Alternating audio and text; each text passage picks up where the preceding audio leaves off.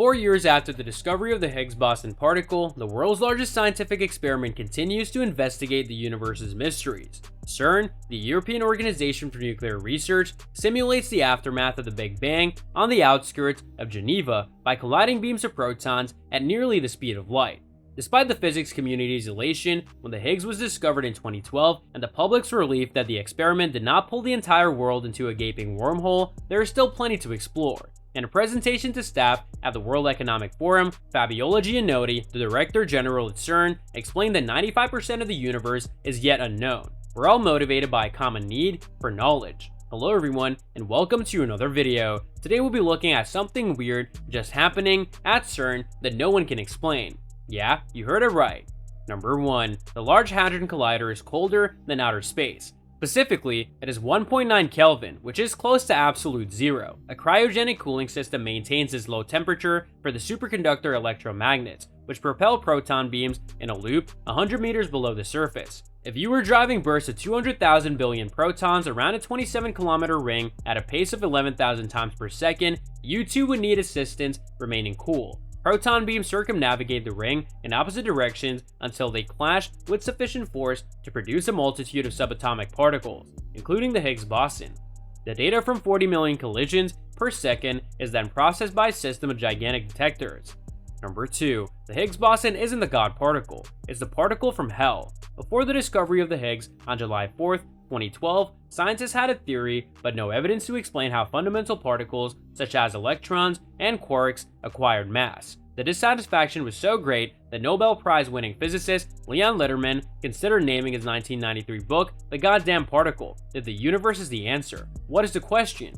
His publishers, perceiving this to be too controversial, renamed it The God Particle, which has angered people who view religion and science to be different entities. The Higgs boson is unlikely to prove or refute the presence of God, but it does assist to solidify the Standard Model, the 1960s era physics theory that describes the building blocks of matter and the governing forces.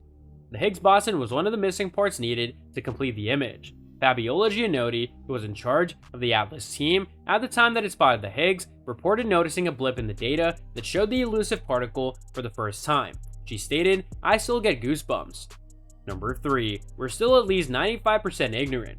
Even with the discovery of the Higgs, the Standard Model is incomplete, as it describes only 3 of the 4 fundamental forces, leaving gravity out. While the theory of relativity adequately describes gravity, there is no framework connecting these two theories to provide a cohesive view of the cosmos.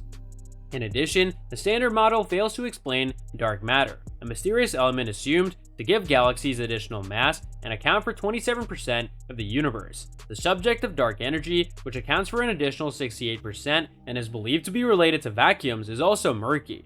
Number 4. The World Wide Web was born at CERN. Nobody can predict where basic science will lead. Tim Berners-Lee created the World Wide Web in 1989 at CERN as a means for scientists around the globe to share information. The complicated instruments designed for particle physics at CERN and other similar institutions have generated a variety of different applications, including PET scans, the most widely used method for cancer diagnosis.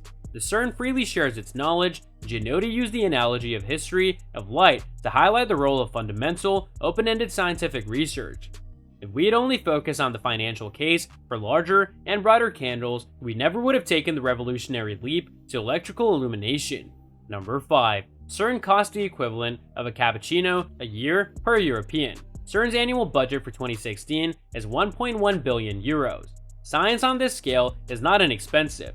However, as an Italian, Gianotti is eager to situate this within the framework of foamy coffee.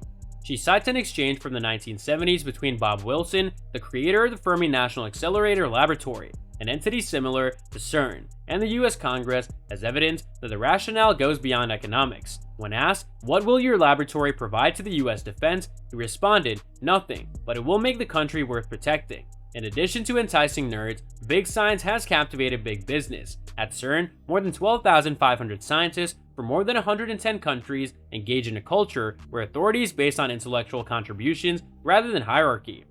And co-workers generally share a sense of purpose. In addition, teamwork on a massive scale is required to construct something like the CMS detector, which weighs more than the Eiffel Tower. It's connected by 3,000 kilometers of cabling and has components manufactured by hundreds of companies on 5 continents. So that's all from today's video. If you enjoyed it, remember to leave a like, subscribe, and ring that bell icon so you never miss our upcoming videos. And don't forget to share your thoughts in the comment section below. Stay tuned, and we'll catch you in the next video.